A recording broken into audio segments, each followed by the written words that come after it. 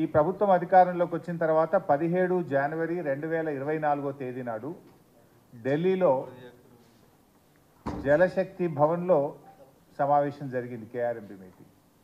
ఆ meeting minutes ఈరోజు నేను సొంతగా తయారు చేయలేదు. ఇది కేంద్ర ప్రభుత్వం విడుదల చేసిన మినిట్స్. ఇది కేంద్ర ప్రభుత్వం ఇచ్చిన మినిట్స్. ఆ మినిట్సే చదువుతా ఉన్నాను. ఆ మినిట్స్లో ఎంత స్పష్టంగా చెప్పారంటే, both the states and KRMB will discuss and finalize the protocols for handing over the Nagarjuna Sagar Dam and Srisailam Dam and all 15 prioritized component outlets to KRMB and come out with a concrete action plan in this regard within 7 days.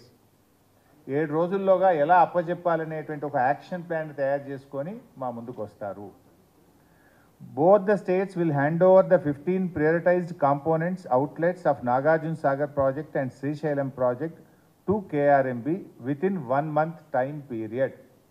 ఒక్క నెల రోజుల్లోగా ఈ 15 అవుట్లెట్స్ను కేఆర్ఎంబికి అప్పచెప్పడం జరుగుతుంది. ఇది minutes of the meeting. Telangana ప్రాజెక్టుల మీద హక్కులు మేము కొట్లాడి మేము సాధించాలనే ప్రయత్నం చేస్తుంటే ఈరోజు అధికారం కోల్పోయిన నిస్పృహతో దిక్కుమాలిన ఆలోచనతోటి ఇంట్లో నుంచి బయటకు వెళ్ళడానికి మొహం జల్లక ఏదో ఒక ఒక్కతోని బయటికి రావాలని మామ అల్లుళ్ళు ఈరోజు కుట్ర చేస్తున్నారు. నేను సూటికి ఒక్క మాట అడగదలుచుకున్న చంద్రశేఖరరావు, నీకు ఏమాత్రం సిగ్గున ఒక్క మాటకు సమాధానం చెప్పు. ఇక్కడ ఎన్నికల రోజు పోలింగ్ రోజు పొద్దున్నే నాగార్జున సాగర్ భూభాగం మొత్తం తెలంగాణలో ఉంది. నాగార్జున సాగర్ ప్రాజెక్టు కంప్లీట్గా తెలంగాణ స్వాధీనంలో ఉంది. కనీసము శ్రీశైలం అన్న సగం వాళ్ళ చేతిలో ఉంది, సగం మన చేతిలో ఉంది. జగన్మోహన్ రెడ్డి పోలీసులు తుపాకులు వేసుకొని నాగార్జున సాగర్ డ్యామ్ మీదకి వచ్చి ప్రాజెక్టును హ్యాండ్ ఓవర్ చేసుకోరు. ఈ సన్నాసి రండా జగన్మోహన్ రెడ్డి తెలంగాణలోకి వచ్చి నాగార్జున సాగర్ ప్రాజెక్టును ఆక్రమించుకుంటే నోట్లకెళ్ళి మాట వెళ్ళలే. మూడవది, CRPF will keep a strict vigil on the dam site and will allow the engineers officials from Government of AP and Government of Telangana to enter the premises of Nagarjuna Sagar Dam only after the permission of KRMB. Telangana Andhra ఇంజనీర్లు ఎవరన్నా dam మీదకి పోవాలంటే KRMB అనుమతి తీసుకున్న తర్వాతనే CRPF పోలీసులు మిమ్మల్ని అనుమతిస్తారు.